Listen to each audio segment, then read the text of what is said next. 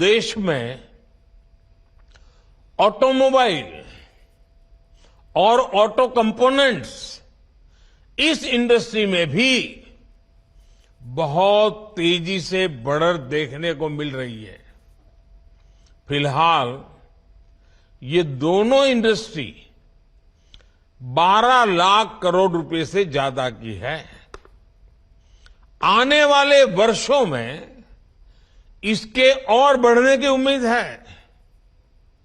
इस ग्रोथ को संभालने के लिए ऑटोमोबाइल इंडस्ट्री को भी बहुत सारे संख्या में नए युवकों की जरूरत होगी, नए लोगों की जरूरत पड़ेगी, रोजगार के अनगिनत अवसर बनेंगे। आपने देखा होगा कि इन दिनों फूड प्रोसेसिंग इंडस्ट्री के महत्व की भी काफी चर्चा होती है। भारत का फूड प्रोसेसिंग मार्केट पिछले साल करीब 26 लाख करोड़ रुपए का था। अब अगले 3-3.5 साल में ये सेक्टर करीब 35 लाख करोड़ रुपए का हो जाएगा। यानी जितना विस्तार होगा उतने अधिक युवकों की जरूरत पड़ेगी, उतने नए रोजगार के मौके खुल जाएंगे। साथियों, भारत में आज इंफ्रास्ट्रक्चर का तेजी से विकास हो रहा है। पिछले 9 साल में केंद्र सरकार ने 30 लाख करोड़ रुपए से ज्यादा इंफ्रास्ट्रक्चर पर खर्च किए हैं। इससे देश भर में कनेक्टिविटी का विस्तार तो हो ही रहा है। इसने पर्यटन और हॉस्पिटैलिटी सेक्टर में नई संभावनाओं को जन्म दिया है और नई संभावनाओं का सीधा मतलब है कि ज्यादा से ज्यादा रोजगार के मौके बनते जा रहे हैं। साथियों, 2030 तक हमारी अर्थव्यवस्था में टूरिज्म सेक्टर का योगदान 20 लाख करोड़ रुपए से भी ज्यादा होने का अनुमान है। माना जा रहा है कि अकेले इस इंडस्ट्री से 13 से 14 करोड़ लोगों को नए रोजगार की संभावना बढ़ने वाली है।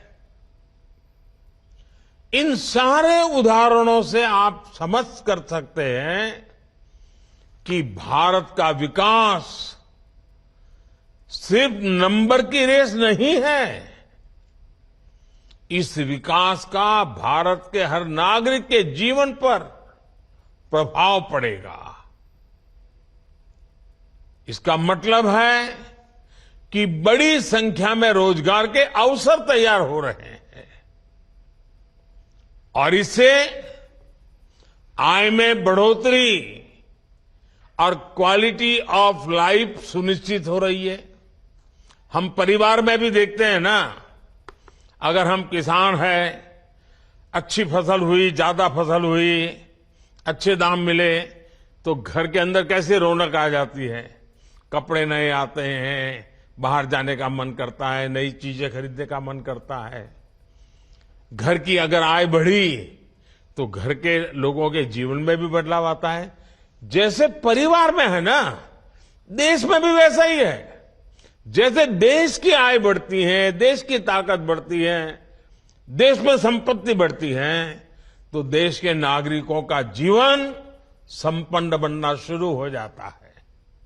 साथियों, पिछले 9 वर्षों के हमारे प्रयासों से परिवर्तन का एक और नया दौर दिखने लगा है। पिछले साल भारत ने रिकॉर्ड एक्सपोर्ट किया। ये संकेत है कि दुनिया भर के बाजारों में भारतीय सामानों की डिमांड लगातार बढ़ रही है। इसका मतलब है कि हमारा प्रोडक्शन भी बढ़ा है और प्रोडक्शन के लिए जो नए नौजवान लगे उसके कारण रोजगार भी बढ़ा है और स्वाभाविक है इसके कारण परिवार की आय भी बढ़ रही है। आज भारत दुनिया का दूसरा सबसे बड़ा मोबाइल फोन निर्माता देश है। देश में मोबाइल फोन की डिमांड भी लगातार बढ़ रही है। सरकार के प्रयासों ने मोबाइल मैन्युफैक्चरिंग को भी कई गुना बढ़ा दिया है। अब देश मोबाइल से आगे बढ़कर दूसरे इलेक्ट्रॉनिक गैजेट्स पर भी फोकस कर रहा है। आईटी हार्डवेयर प्रोडक्शन के लिए क्षेत्र में हम वैसी ही सफलता दोहराने वाले हैं जैसी मोबाइल के क्षेत्र में हासिल की है। वो दिन दूर नहीं होगा जब मोबाइल की तरह ही भारत में बने एक से बढ़कर एक लैपटॉप, टैबलेट और पर्सनल कंप्यूटर दुनिया में हमारी शान बढ़ाएंगे।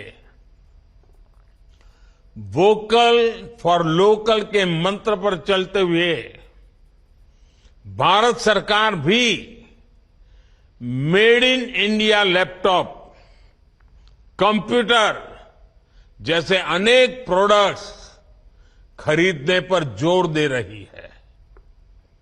इससे मैन्युफैक्चरिंग भी बढ़ी है और युवाओं के लिए रोजगार के नए मौके भी बन रहे हैं। इसलिए मैं फिर कहूंगा, अर्थव्यवस्था के इस पूरे चक्र को संभालने की, इसे सुरक्षा देने की बहुत बड़ी जिम्मेदारी आप सभी, जब ये सुरक्षा कर्मी के रूप में आपका जीवन आरंभ हो रहा है, आपका कार्य आरंभ हो रहा है, तो कितनी जिम्मेवारी आपके सर पर है इसका आप भली भांति अंदाज लगा सकते हैं। मेरे परिवारजनों, 9 साल पहले आज के ही दिन प्रधानमंत्री जन धन योजना लॉन्च की गई थी। इस योजना ने गांव और गरीब के आर्थिक सशक्तिकरण के साथ ही रोजगार निर्माण में भी बहुत बड़ी भूमिका निभाई है। 9 साल पहले देश में बहुत बड़ी संख्या में लोगों के पास बैंक खाता ही नहीं था। बेचारों ने बैंक का दरवाजा नहीं देखा था। लेकिन जनधन योजना के कारण बीते 9 वर्षों में 50 करोड़ से ज्यादा नए बैंक खाते खुल चुके हैं। इस योजना से गांव गरीब तक सरकारी लाभ सीधे पहुंचाने में तो मदद मिली ही है और साथ ही महिलाओं, दलितों, पिछड़ों, आदिवासियों के रोजगार और स्वरोजगार को इससे बहुत बल मिला है। जब गांव गांव में बैंक खाते खुले तो इसके लिए बैंकिंग कॉरेस्पोंडेंट्स के रूप में, बैंक मित्र के रूप में लाखों युवाओं को अवसर मिले। बैंक मित्र हो, बैंक सखी हो, इसके रूप में हमारे हजारों बेटे बेटियों को रोजगार मिला। आज 21 लाख से अधिक युवा साथी बैंकिंग कॉरेस्पोंडेंट, या तो कहें बैंक मित्र या बैंक सखी के रूप में गांव गांव में सेवाएं दे रहे हैं। बड़ी संख्या में डिजिटल सखियां महिलाओं और बुजुर्गों को बैंकिंग सेवा से जोड़ रही है। इसी प्रकार जनधन योजना ने रोजगार और स्वरोजगार के एक बड़े अभियान मुद्रा योजना को बल दिया। इससे महिलाओं सहित उन वर्गों को छोटे छोटे बिजनेस के लिए लोन लेना आसान हुआ जो कभी इसके बारे में सोच भी नहीं सकते थे। इन लोगों के पास बैंकों को देने के लिए कोई गारंटी नहीं होती। ऐसे में सरकार ने खुद उनकी गारंटी ली। मुद्रा योजना से अभी तक 24 लाख करोड़ रुपए से अधिक के लोन दिए जा चुके हैं।